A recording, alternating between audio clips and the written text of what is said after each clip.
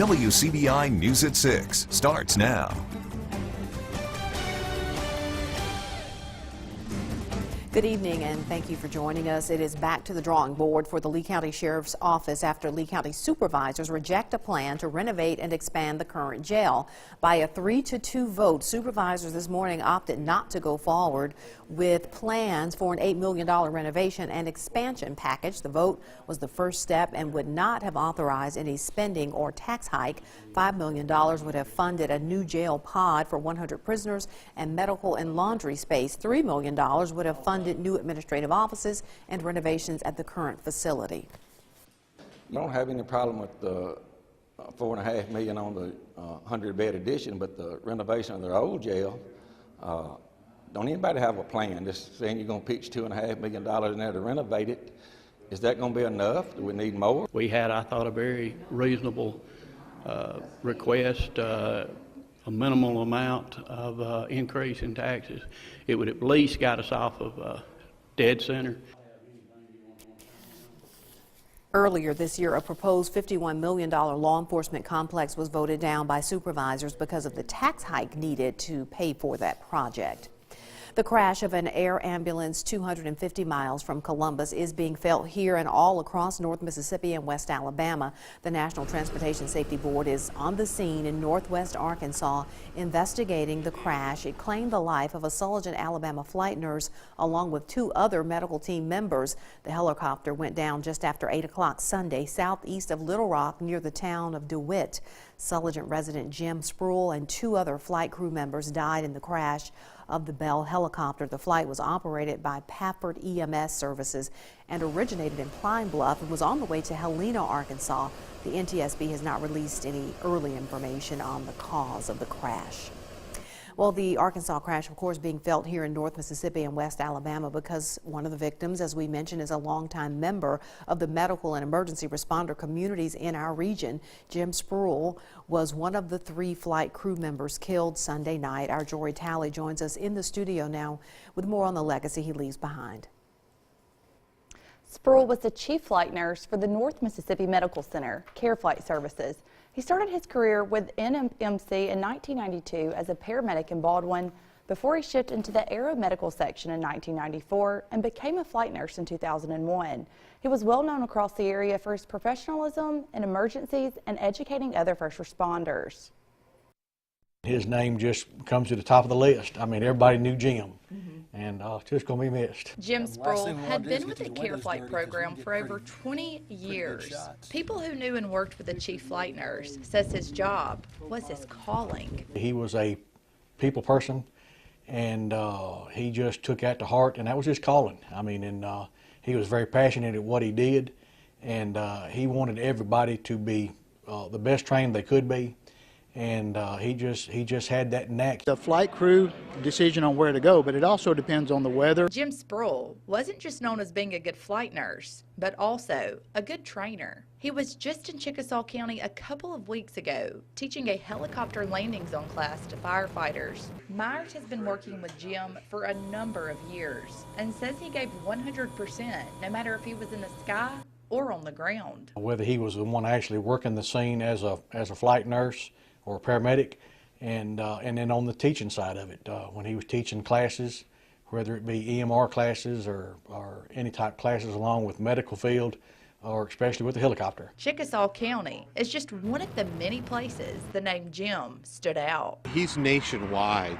He also teaches classes for the trauma nursing course, and just everywhere you go, when you say you're from North Mississippi Medical Center in Tupelo, they know Jim Sproul. Care Flight Administrative Director Dennis Hebner says everyone is very saddened over the tragic loss. He says Jim's family always brought a smile to his face, and he loved and respected everyone he worked with, to flight crews to EMRs. When I try to think of all the words that have been shared with me today, I wouldn't have enough time to share them with you, because he was just that genuine, caring person.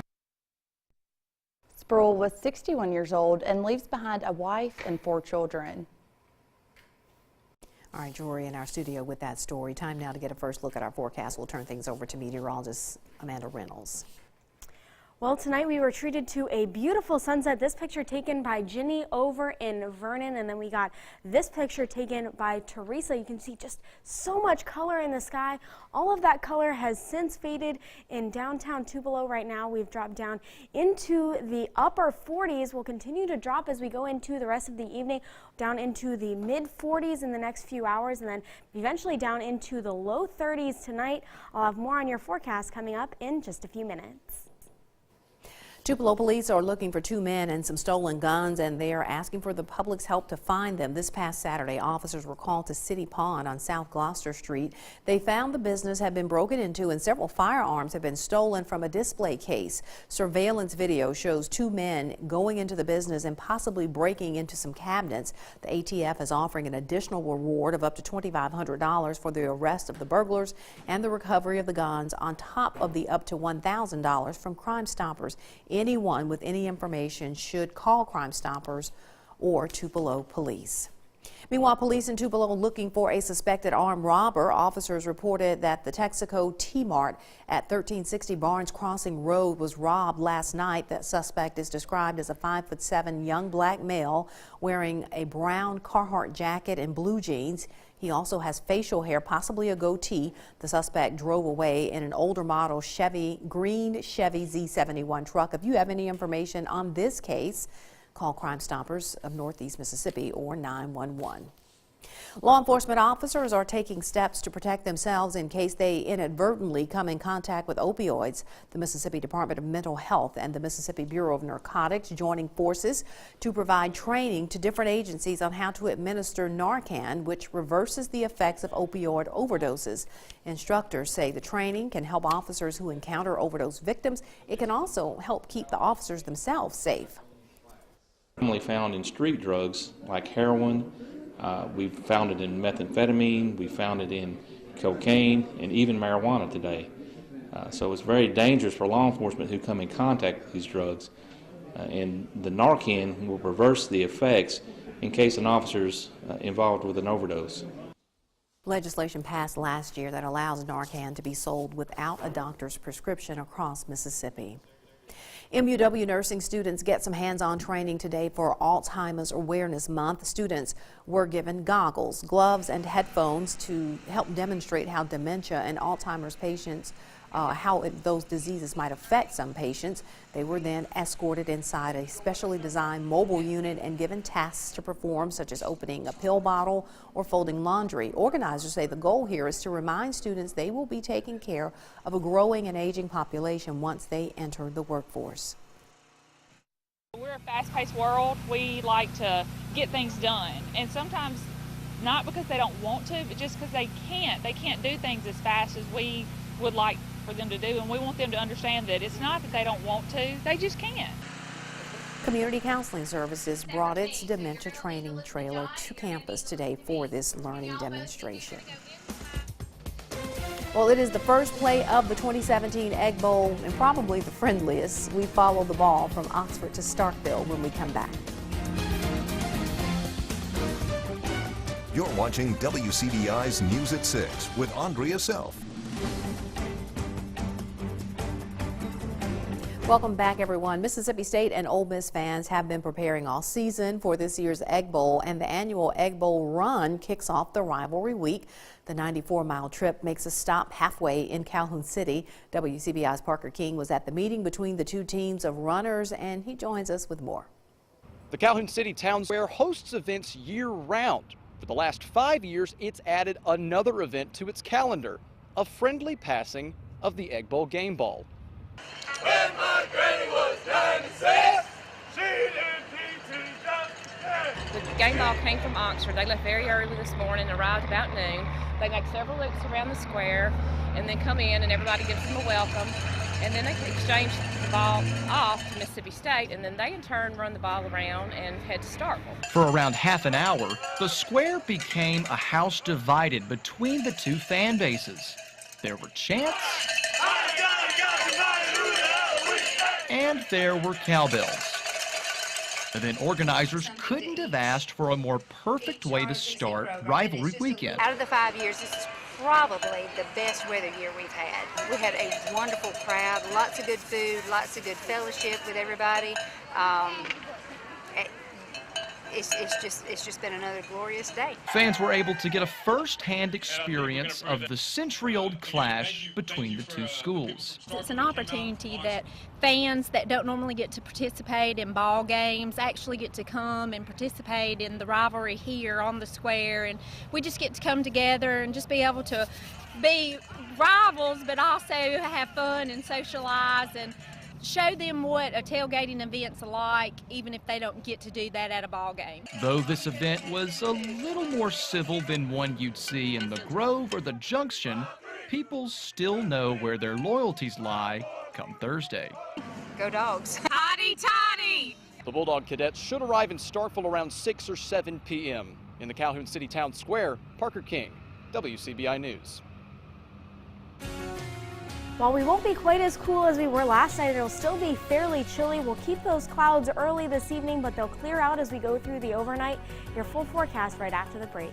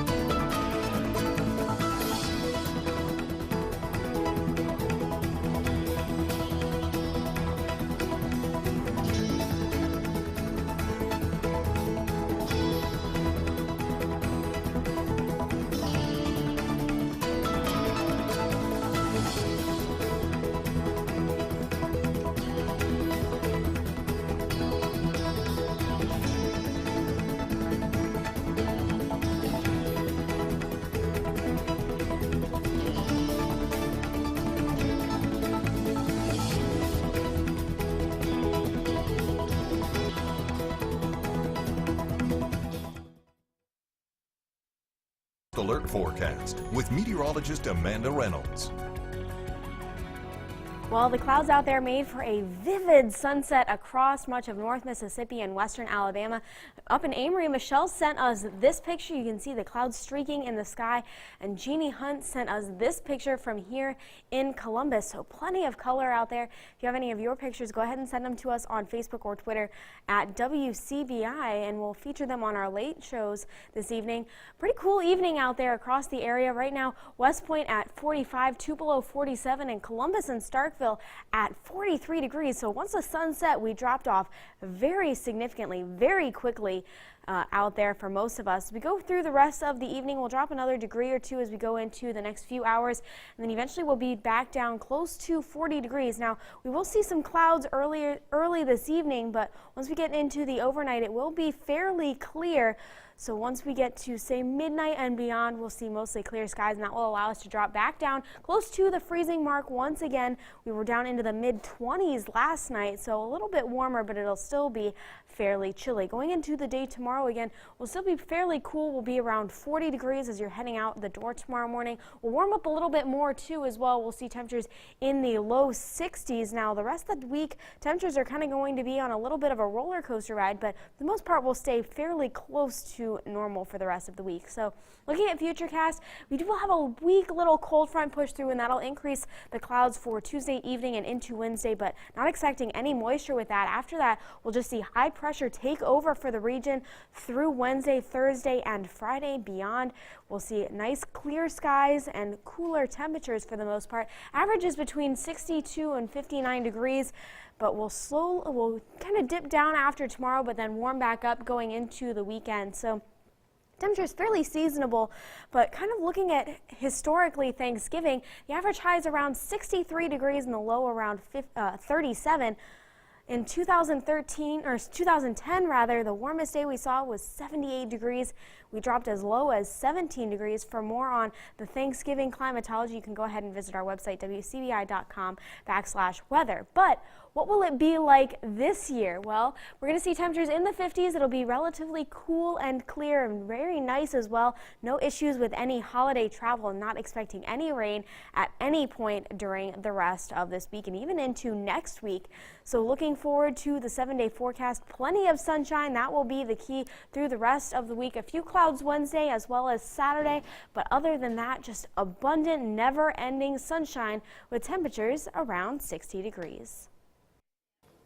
All right, take a look. You might call this Black Tuesday Bake Sale. Every year, folks line up early for the Lee Home Bake Sale in Columbus. The annual fundraiser benefits the upkeep of the Stephen D. Lee Home on 7th Street. It is going on tomorrow from 10 a.m. until noon. Organizers promise there will be a variety of made-from-scratch cookies, pies, candies, rolls, jellies, and relishes. All of this to help complete your Thanksgiving feast. The Association for the Preservation of Antiquities organizes this sale, and members provide all the homemade goods.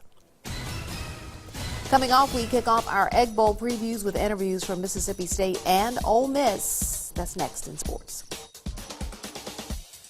WCBI Sports with Robbie Donahoe is brought to you by your local Ford dealers. Go further.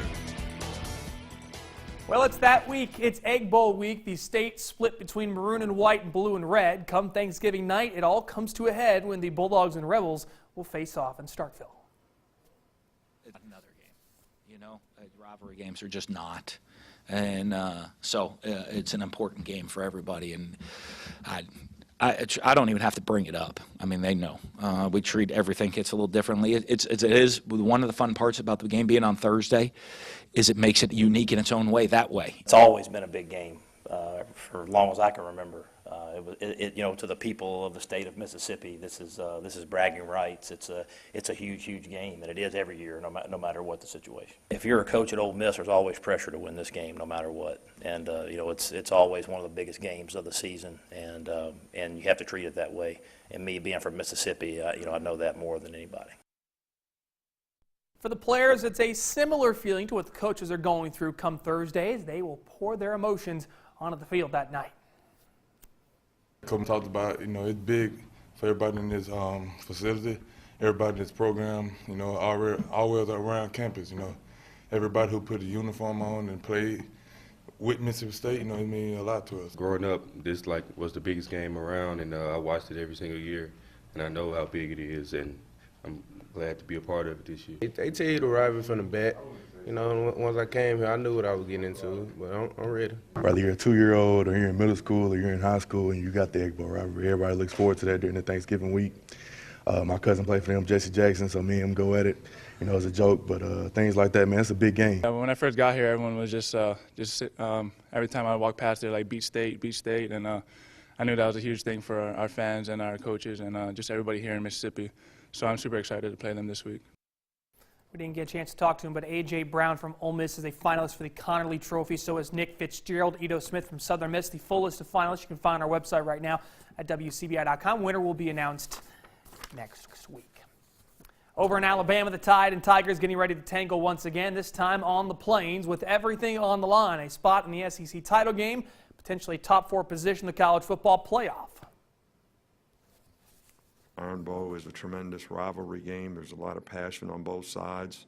Lots of people are interested in it. It's got lots of ramifications, you know, this year. So as a competitor, this is always a game that you look forward to having the opportunity to play in. And anytime you come to Alabama, you want to be able to play in the biggest games, and this is one of them. I feel like this is one of those playoff type games. I mean, they're a number 6 team, you know, in the nation, and it's something that you really have to really respect and be able to just understand that, you know, your best game is going to be needed.